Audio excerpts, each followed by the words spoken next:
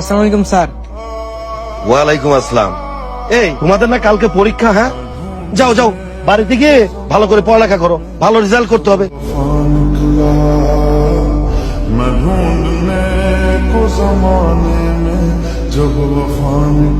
বাজান, আমার এক গ্লাস পানি দিত। আব্বা, এখানেই তো রাস, একটু কষ্ট করে খায়ানো। আমি একটা জিনিস দেখতাছি।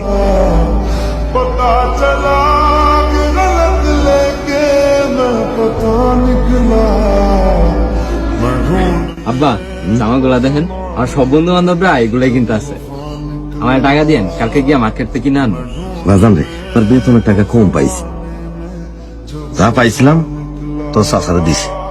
তুই বাবা চিন্তা করিস না, পরের বার তোর টাকা বাড়াই দিব না, তুই কিনিস। পরের বার মানে একে তো কোরবানি দিতে পারবা না, তার উপরে আবার মার্কেটের টাকা চাইলাম, এটাও দিতে পারবা। সারা বছর কিছু দিতে পারো? দূর, ভালোই লাগে না আমার এই বাড়িতে।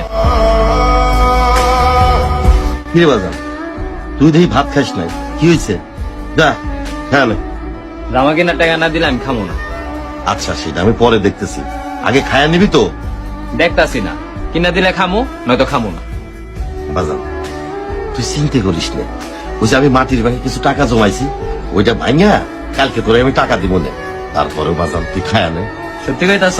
হ্যাঁ, তুই খায়া নে, আমার আবার ক্লাসের সময় হয়ে গেল, স্কুলে যাইতে হবে। আব্বা, ব্যাংকে ভাঙছিলেন? হ্যাঁ, ভাঙছিলাম, ওই পকেটে টাকা রাখা আছে, নিয়ে যা।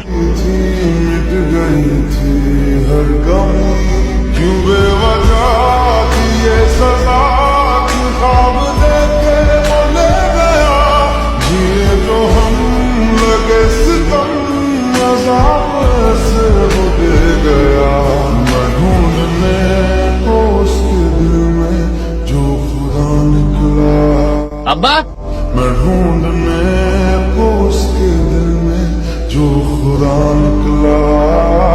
এগুলা কি পড়ো? হ্যাঁ,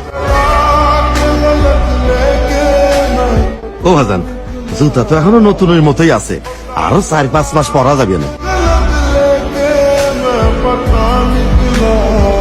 এটা পড়ো। ও বাজান, এটা কার জুতা? তোমার এই পড়তে কইছি, পড়ো।